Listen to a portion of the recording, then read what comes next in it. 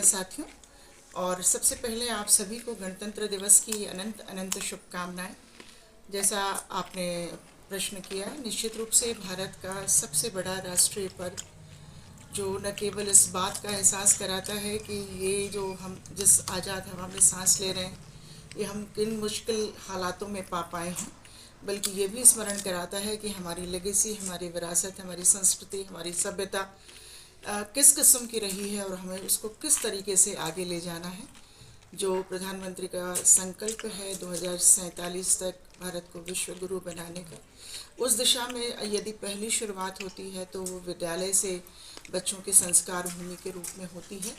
तो ऐसे पर्वों का विद्यालय में बहुत हर्षोल्लास से मनाया जाना न केवल इसलिए ज़रूरी है कि वो गणतंत्र दिवस का पर्व है, बल्कि इसलिए भी ज़रूरी है क्योंकि इन्हीं पर्वों पर होने वाले सांस्कृतिक साहित्यिक समागमों की वजह से हमारे बच्चे का संपूर्ण व्यक्तित्व विकास होता है। जो शिक्षा की परिभाषा है वो संपूर्ण व्यक्तित्व विकास की परिभाषा है। किसी बच्चे को कक्षा में बिठाकर अध्ययन या अध्यापन से केवल किताबी ज्ञान दिया जा सकता है।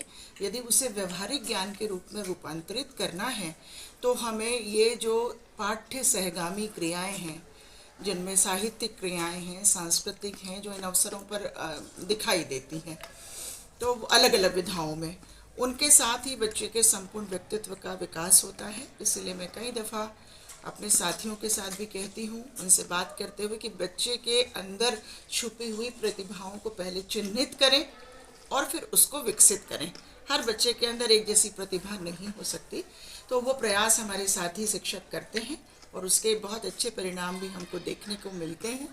मैं कई दफ़ा कहती हूँ कि डिग्रियां केवल तालीम के खर्चों की रसीदें मात्र हैं, इल्म वही है जो आपके किरदार से झलकता है। वाह वाह, क्या बात। गाँव का निर्वहन करना पड़ता है, उसको अभिनय भी सिखाना है, उसको गीत गायन सिखाना है, उसको मंच पर बोलना सिखाना है, उसको परीक्षा में अच्छा अंक कैसे लेकर आना है ये भी सिखाना है, वाइवा में कैसे काम करना है। खेल का प्रशिक्षक ये सिखाता है कि खेल को कैसे संपादित करना है। तो इस तरीके से सभी विविध आयामों को समेटते हुए हमारा विद्यालय परिवार भी 26 जनवरी को गणतंत्र दिवस को अपने झंडे को सलामी देगा। हमारे यहाँ एनसीसी का एक 100 ट्रूप का समूह काम करता है। एनसीसी की परेड की सलामी होगी, विविध आयाम के सांस्कृतिक कार्यक्रम होंगे, योगा पर एक शिव तांडव नृत्य हमारी बच्चियों ने तैयार किया है, उसकी प्रस्तुति माननीय अतिथियों के सामने की जाएगी, और बहुत सारे सामूहिक गान जिनमें सभी छोटी कक्षाओं के बच्चों को भी शामिल करने की हमने कोशिश की है। तो न केवल देशभक्ति का जज्बा और अपनी विरासत से परिचित कराएंगे, बल्कि वो लय ताल, धैर्य, समन्वय, कोऑर्डिनेशन और ये सारी बातें भी जो सीखेंगे, जो जीवन कौशल के रूप में संपूर्ण जीवन में उनके काम आएगी। तो मेरा सीबीएसई स्कूल है, आपको जानकारी दे दूँ मैं। और 18 फरवरी से बोर्ड की परीक्षाएं शुरू हो जाएंगी, लेकिन प्रैक्टिकल एक बहुत महत्वपूर्ण हिस्सा होता है हमारी परीक्षा का।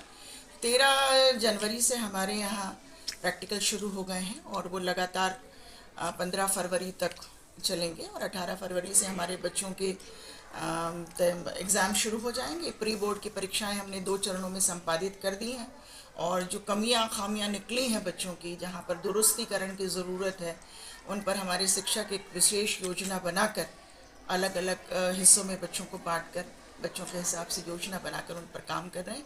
और जैसा कि मैंने पहली मुलाकात में आपसे वादा किया था कि 100% परीक्षा परिणाम की हमारी तैयारी है और हमारी पूरी टीम इस काम के लिए जुटी हुई है। कुछ कह लिया, कुछ सुन लिया, कुछ भार अपना घट गया, अच्छा हुआ तुम मिल गए, कुछ रास्ता तो कट गया। क्या राह में परिचय कहूँ, क्या राह में परिचय कहूँ, राही हमारा नाम है, चलना हमारा काम है, चलना हमारा काम है। तो भारत आज गणतंत्र दिवस के पर्व की बहुत अच्छी तैयारी में लगा हुआ है। हमें स्मरण रहना चाहिए कि जिस आज़ाद हवा में हम सांस ले रहे हैं वो आज़ादी हमें नहीं मिली है। इसे अक्षुण्ण बनाए रखने के लिए स्मरण करना चाहिए कि कर्तव्य कह रहा चीख चीख कर ये हमसे, हर सांस को एक सबक ये याद रहे, अपनी हस्ती क्या है, रहे रहे या नहीं रहे, ये देश रहे आज़ाद, देश आबाद रहे।